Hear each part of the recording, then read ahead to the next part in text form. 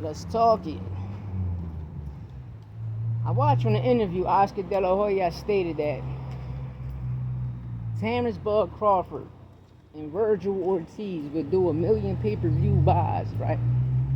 But he ain't say shit about them selling tickets. Now, Oscar, we gonna get to the nitty-gritty right now, right? Bud don't sell tickets, he don't sell pay-per-views. He's not a star. Of putting asses in seats, because I don't think it's him. I think it's the people that he has around him that's sabotaging his career. You understand? Like, the people that was around him forced him to sign back to Top Rank, which was a dumb move, and he was trying to leave. You understand that? I could protect Bud on that occasion. You feel me? Because like he said, and I ain't like he says, like I said, he's only playing the cards he was dealt. But if he's behind this buffoonery, he's a piece of doo-doo. You understand me? If Bud Crawford behind this piece of buffoonery, he's a piece of doo-doo. He's a Budweiser. You understand? Budweiser. He's a Budweiser. You feel me? We on Corona, nigga. We drink Coronas over here. And I don't even drink, but everybody drink Coronas, nigga. You was a Budweiser. But let's get to it. Vergil Ortiz. Vergil Ortiz is not a pay-per-view star. Vergil Ortiz ain't even built like that. We watched Vergil Ortiz, sparring partner, Bochuck, putting down, not really 3 times. The first time, some called it a knockdown. Others called it a slip. Same way he got hit, that's how Porter got hit. But for you to come out here and be bold and state 1 million pay-per-view buys, that's funny and crazy to me. And the reason why is because Bud couldn't even do that with Madrimal. Bud couldn't even do that with Dave Avilesia. You had to go on BOK Prime to watch that fight.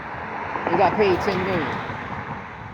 The only time Bud ever did that, and he ain't even do it, Earl Spence did that shit. You understand me? But Bud never did pay-per-views with Ricky Burns, with Sean Porter, with Prescott, with Beltran bum ass, with Diaz bum ass. You know what I mean? Like, bro, that's a fucked up resume. But I understand at the time, them fighters was fighting over there at Top Rank. Those the fighters he had to go through. So, but at the end of the day, it's still tough competition. But they C-level, D-level fighters. You fighting C-level, D-level fighters and saying that your resume is it when the top B and A-level fighters is over there at PVC. You understand me? Listen, I'm going to keep this shit real. We watch Vergil Ortiz duck these 2 fighters. Vergil Ortiz duck Boots, and Vergil Ortiz duck Stanionis. Yes, he did. How many times him and Stanionis was supposed to fight? So, if you picture what Bochuck did, your sparring partner, imagine what Stanionis to do to Vergil Ortiz. I got Stanionis beating shit out of Vergil Ortiz. And the reason I say that, because what's going to always be a problem for Vergil Ortiz is the nose of the bridge of his nose. It'll bust in sparring. That's like having cuts on the eyes.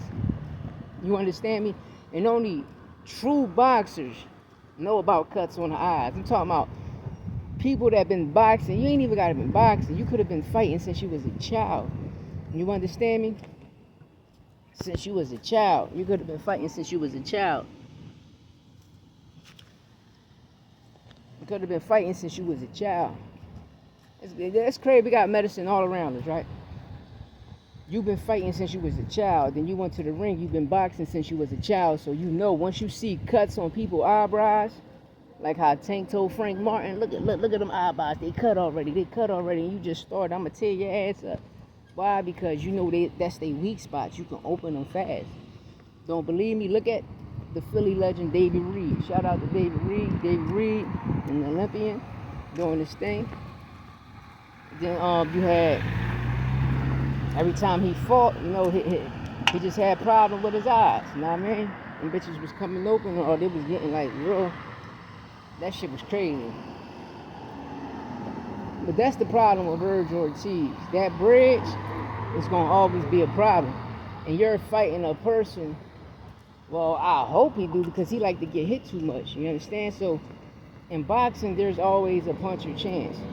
But for Oscar De La Hoya to come out and say a bunch of dumb shit out of his mouth, it's crazy. And that's why I did a live yesterday stating that getting signed to a boxer that became a promoter, right? They turn you into a pay-per-view star, but you do it because you the one that's in the ring. Like Tank and Canelo, they go in the ring, they put on these performances, they grow big, and then the person that's promoting them, like Floyd and Oscar, they watch their proteges put in the numbers, and then next thing you know, when it's time to renegotiate your contract or sign, they learned the game. And since they learned the game just like you, and they're your protege, they start their own brand and create their own promotional situation and build for them their legacy and their family. They already had a legacy with the promotional company that accepted them and brought them in, like Golden Boy and Mayweather Promotions. But if Tank and Canelo don't sign and renegotiate with them and sign back to them promotional companies, now these two fighters, it's like they outcast. It's like they black sheep, they pieces of shit. Because you got Floyd Mayweather saying it about Tank, and you got Oscar De La Hoya saying it about Canelo. And us, the fans, the world, we see Tank and Canelo, them guys, they put asses in seats. And the next up-and-coming superstar behind them, we're watching it in Jerron Boo Simmons. So, no, Oscar, Vergil not motherfucking Canelo. He ain't got the country behind him like Canelo did. 1 million pay-per-view buys, you think they gonna do it? You think Terrence Crawford and Vergil Ortiz is gonna outdo Ryan and Tank? You think that shit gonna outdo Canelo and Benavidez, Cinco de Mayo? Think again, chump.